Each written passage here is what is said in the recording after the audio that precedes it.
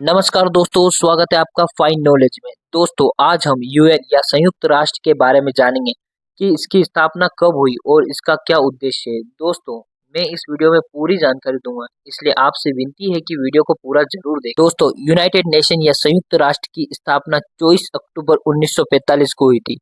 दरअसल दोस्तों, द्वितीय विश्व युद्ध के विजेता देशों ने मिलकर संयुक्त राष्ट्र को अंतर्राष्ट्रीय संघर्ष में हस्तक्षेप करने के उद्देश्य बनाया था, ताकि वे यूएन के द्वारा उनके बीच की डिस्प्यूट या संघर्ष को खत्म कर सके। इसका मुख्यालय अमेरिका के न्यूयॉर्क में है और अभी वर्तमान में यूएन के महासचिव एंटोनियो गुटेरेस है। दोस्तों, यूनाइटेड नेशन के 6 अंग हैं, तो चलिए दोस्तों अब हम इनको एक एक करके समझते हैं। पहला है महासभा या जनरल असेंबली। दोस्तों, यूनाइटेड नेशन की सभी नीतियों और पॉलिसियों का निर्माण इसी जनरल असेंबली के द्वारा होता है। इसका दूसरा अंग सिक्योरिटी काउंसिल या सुरक्षा परिषद है।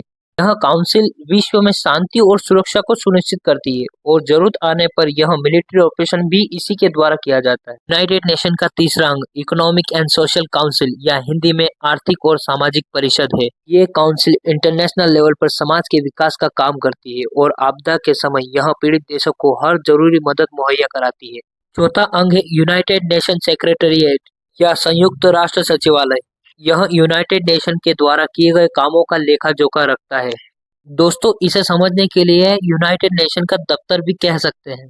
पांचवा अंग इंटरनेशनल कोर्ट ऑफ जस्टिस या अंतर्राष्ट्रीय न्यायालय है। यह यूनाइटेड नेशन का सबसे महत्वपूर्ण अंग है। इसमें किसी दो या दो से अधिक देशों में यदि कोई तनातनी हो तो इस कोर्ट में उसका समाधान होता है। और अंत में यूनाइटेड नेशन ट्रस्टीशिप काउंसिल या संयुक्त राष्ट्र न्यास परिषद है।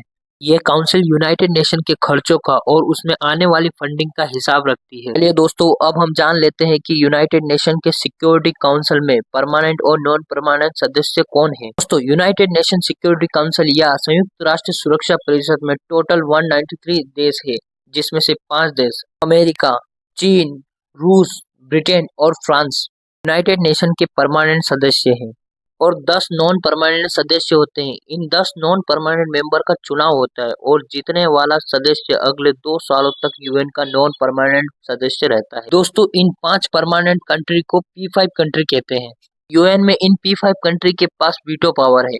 दोस्तों, वीटो पावर का फायदा यह है कि यदि किसी प्रस्ताव पर पूरी दुनिया सहमत हो जाती है और केवल एक देश जिसके पास वीटो पावर है वह उस प्रस्ताव को खारिज कर सकता है अपनी वीटो पावर की मदद से। दोस्तों, भारत भी कई बार मांग कर चुका है कि यूनाइटेड नेशन में स्थायी सदस्यों का विस्तार किया जाए और स्थायी सदस्यता भारत को मिले, क्योंकि भारत में दुनिया की लगभग 17% आबादी रहती है और दुनिया की चौथी पावरफुल सेना और 5वीं बड़ी अर्थव्यवस्था है।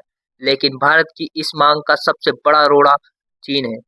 दोस्तों, अगर आपको मेरे द्वारा दी गई जानकारी अच्छी लगे तो वीडियो को लाइक करें और चैनल को सब्सक्राइब करें। मेरे वीडियो की नोटिफिकेशन के लिए बेल आइकन भी क्लिक करें। थैंक यू दोस्तों।